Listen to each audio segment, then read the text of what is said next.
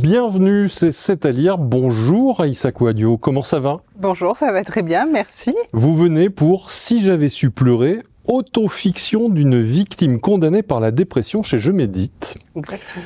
Alors vous êtes né à Limoges, vous êtes installé désormais dans le Cantal, à Aurillac. Est-ce que c'est ce que vous écrivez dans la présentation de votre livre, hein, il n'y a pas de révélation de ma part.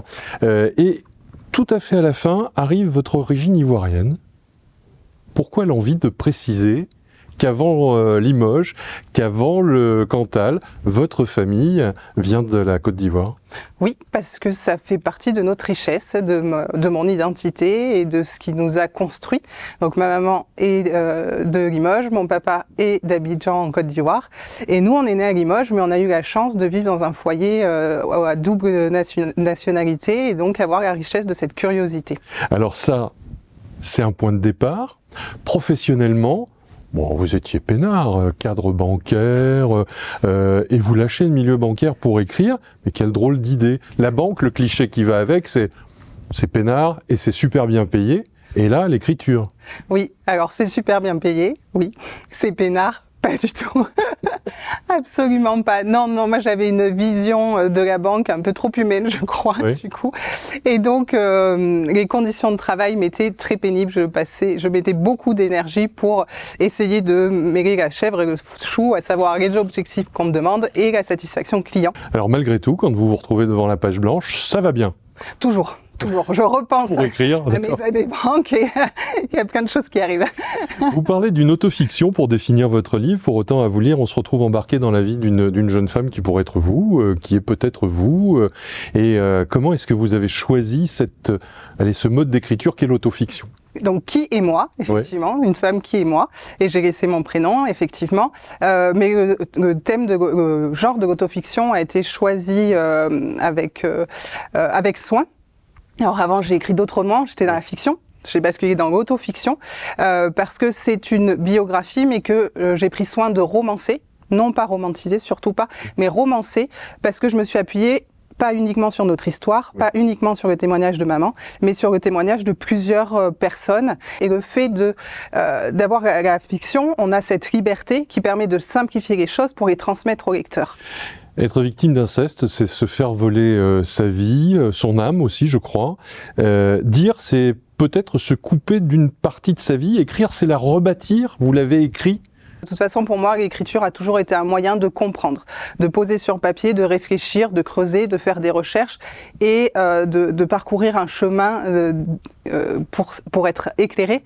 Et j'aime bien dire que le stylo est un moyen de se réapproprier sa vie et j'ai envie d'y croire. Ouais, vous parlez aussi de la dépression quand elle vous tombe dessus. C'est aussi le regard des autres qui vous tombe dessus parce que la famille, les proches, les collègues, parfois même les sachants, les médecins, les psys, bref, tous ceux qui pourraient s'occuper de vous ont plutôt tendance à vous juger qu'à vous accompagner. Voilà, c'est ça. Ce n'est pas un regard. C'est un regard détourné. Et c'est cette difficulté qui fait que le regard est détourné. Et donc, on invisibilise toute la souffrance et toute la douleur de la victime qui est complètement incomprise. Et même, vous disiez, des soignants, parce que c'est des maladies qui sont encore difficiles à comprendre, difficiles à soigner, qui demandent beaucoup de tâtonnement au niveau de tout ce qui est traitement médicamenteux, etc. Il n'y a pas une formule magique, il n'y a pas une molécule qui permet de tout réparer. Et c'est vrai qu'il y a cette ignorance, et quand on est dans l'ignorance, c'est toujours inconfortable, et donc on tourne les yeux. Exister pour quelqu'un, c'est revenir de fait dans la société, revenir dans la vie de tous. On le comprend quand votre personnage va accompagner à temps complet une personne âgée. Oui. Oui. Effectivement, donc maman a vécu de très très belles années donc avec une personne âgée chez qui elle a vécu et de qui elle a pris soin.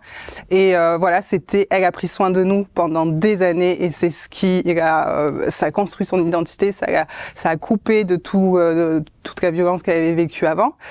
On est parti et là elle a retrouvé cette dame dont elle s'est occupée et avec qui elle a passé de super moments, une vraie complicité et qui aurait pu être sa mère, et une nouvelle relation est née et qui lui a apporté beaucoup, oui.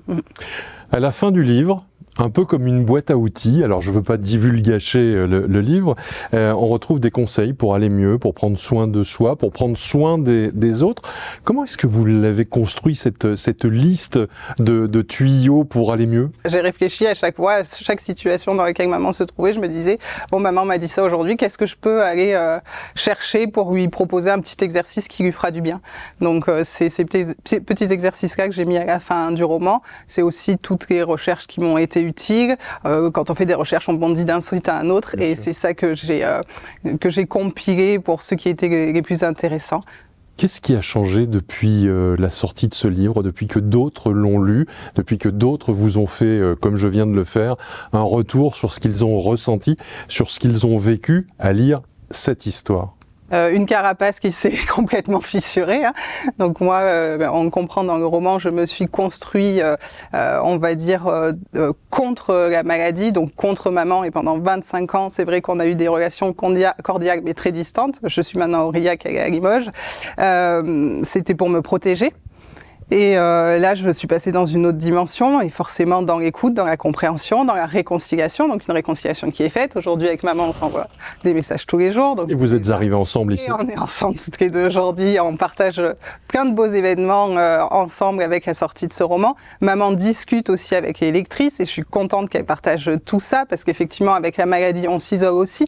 Donc le fait de parler avec d'autres adultes, c'était pas quelque chose de courant. Et je reçois énormément de remerciements. Et ça bouleverse, oui. Merci d'être venu sur le canapé rouge de C'est à lire. J'espère vous retrouver bientôt avec un autre roman, qui sait? Qui sait? Allez, au revoir, portez-vous bien.